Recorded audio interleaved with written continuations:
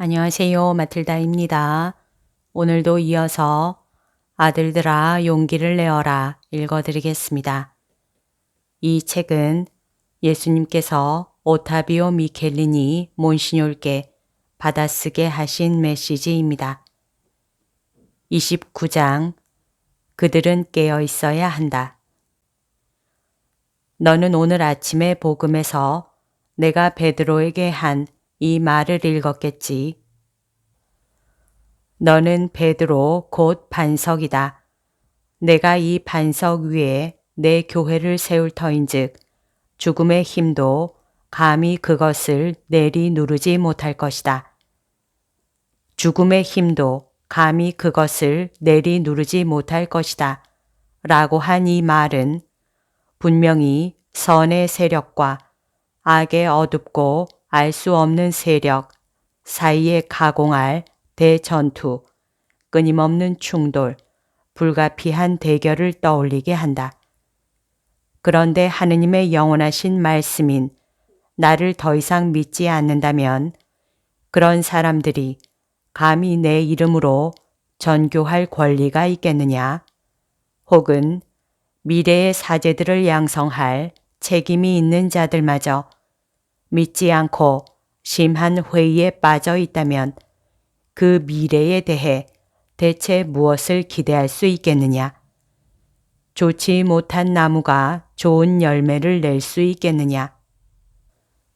신학교나 수도원이나 수도회에 누적되는 영적 황폐는 보기만 해도 내 자비로운 마음에 역겨움을 불러일으킨다. 내 아버지의 의노를 어떻게 피할 수 있겠느냐?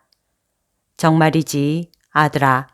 일체가 무너져 내리고 있으니 장차 저항할 수 없도록 무서운 붕괴가 일어날 것이다.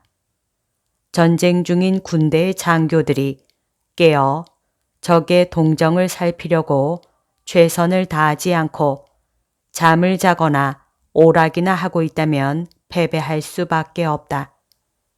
내 교회의 모든 전선에서도 전투가 시작되었건만 보초들이 모두 깨어 감시를 하고 있는 것은 아니다. 깨어 있어야 할 사람들이 너무 오랫동안 자고 있었고 지금도 자고 있다. 크나큰 능력들을 받은 내 사제들이 그것을 사용하지 않고 있으며 불행히도 상당수가 어찌나 깊은 혼수 상태에 빠져 있는지 다시 깨어날지조차 의심스러울 지경이다. 아들아, 사람들은 피상적으로 살고 있기 때문에 분명한 사실도 믿지 않는다.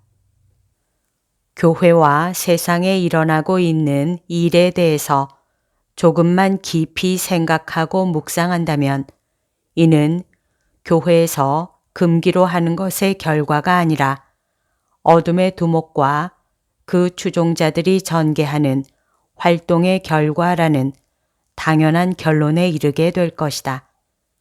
사람들은 나의 여러 개입을 존중하지 않았고 수많은 개입을 통한 내 어머니의 충고도 제대로 귀담아 듣지 않았다. 내 대리자인 교황의 거듭된 호소도 아무 소용이 없었다. 사람들은 그 후에 오히려 물질주의자들이 되어가면서 위선적으로 쇄신을 운위할 따름이었다. 아들아, 오직 하나의 가능한 쇄신은 참되고 진지한 회개이다.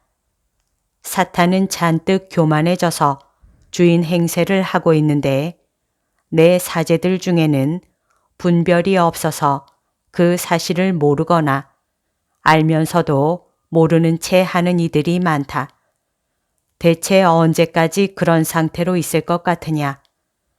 아직도 많은 시간이 필요하겠느냐? 기도하고 보속하고 너의 고통을 나에게 바쳐다오. 그리고 나를 사랑하여라. 너는 나의 자비로운 마음 안에 있다.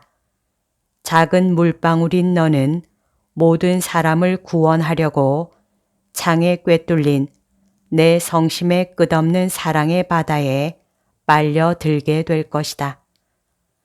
1975년 8월 25일 30장 어둠 속의 빛. 하느님께서는 당신의 무소부재와 전지전능을 온 우주에 반영하신다. 인간은 악으로 말미암아 멍한 상태가 되었다. 아니 그렇다기보다 원죄로 상처 입은 인간 본성은 마치 심근경색증에서 깨어나는 사람과 같다. 아주 서서히 주변의 사물과 음성과 얼굴들을 희미하게 의식하는 것이다. 원죄로 말미암아 너무나 심각한 비극이 초래되었기 때문에 인간은 오랜 세월 동안 넋이 나간 듯 멍해졌고 하느님의 빛도 빼앗겼으며 그 자신의 존재의 이유요 원인인 중요한 영적 실제들도 지각할 수 없게 되었다. 하느님께서 몸소 나타나지 않으셨다면 인간 스스로의 힘만으로는 결코 하느님에 대한 정확하고 확실한 인식에 도달하지 못했을 것이다. 원죄가 인류를 더없이 짙은 암흑 속으로 던져 넣은 것이다. 이 어둠을 흩어버리기 위해서 때가 찾아 세상에 비친 하느님의 아들이 지극히 거룩한 동정녀의 태중에서 사람이 되었다. 이 동정녀는 시간 속에 나타났지만 하느님께서 당신 성령 안에서 영원으로부터 생각하고 원하신 우주 만물 가운데서 가장 아름다운 꽃이다. 하느님의 무소부재와 전지전능과 사랑으로부터 나타났다는 의미에서 인간적이라기보다는 오히려 신적인 피조물이다. 마리아께서는 하느님 곁에서 하느님의 외아들의 어머니로서 합당한 위치를 차지하고 계신다. 하느님의 외아들은 참 하느님이며 참 사람인 만큼 마리아는 참으로 하느님의 어머니이시다. 이 사실로 하여 마리아께서는 천사들을 능가하는 높은 자리에 위치하신다. 하느님 다음으로 가장 높으신 그분은 하느님의 어머니요 딸이며 정배이시다. 마리아의 참여는 오직 하나뿐인 고유성이 있어서 다시는 반복될 수가 없다. 따라서 마리아는 바로 하느님의 위대하심과 권능으로 위대하고 능하신 분이다. 하느님께서는 무익한 일은 조금도 하지 않으신다. 그런데 하느님인 내가 내 어머니의 헤아릴 수 없이 높은 품 위에 너의 주의를 기울이게 하는 것은 너로 하여금 이 사실을 알게 하려는 것이다. 곧 마리아는 성삼위 하느님의 은총에 온전히 일치하심으로써 그와 동등한 존재가 과거에 없었고 현재도 없고 앞으로도 없을 예외적인 분, 영원히 예외적인 분이라는 사실이다. 하느님과의 일치에 있어서 내 어머니의 일치만큼 위대하고 완전한 일치는 달리 없는 것이다. 마리아는 사탄과 그 일당의 반역으로 심히 흔들린 우주의 균형을 회복하는 데 협력함으로써 나와 더불어 공동 구속자가 되는 사명을 받으셨을 뿐만 아니라 그 공동 구속자적 특성으로 말미암아 교회의 어머니가 될 사명도 받으셨다. 교회는 마리아께서 나와 함께 고통과 사랑으로 낳으신 것이니 그분은 넘치도록 풍성하게 나의 영구적이고 완전한 사제직에도 참여하시게 되었다. 이런 이유로 하늘의 천사들과 땅의 사람들이 마리아 앞에 엎드리고 지옥의 마귀들은 무서워 떨면서 달아나는 것이다. 이 사실은 나의 이름과 마리아의 이름으로 저주받은 영들을 지옥으로 다시 쳐 넣어야 할 쇄신된 교회의 사제들인 너희가 반드시 기억해야 할 점이다.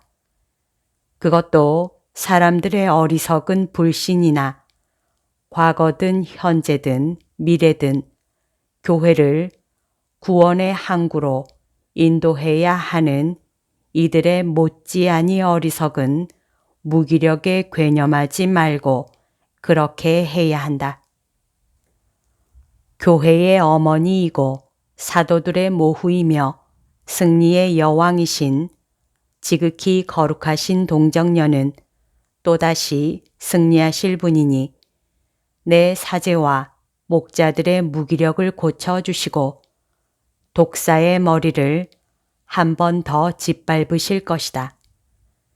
갈바리아의 십자가로 나와 내 어머니는 악의 어두운 권세를 이겼고 착한 뜻을 가진 영혼들의 해방의 시작을 알렸다. 갈바리아의 십자가로 교회는 그 자신을 어둡게 하고 중독시키는 사탄의 연기에서 빠져나와 구원의 좁은 길로 다시 올라갈 것이다. 아들아, 강복한다. 나를 사랑하여라. 1977년 2월 20일. 여기까지가 오늘 들려드릴 내용입니다.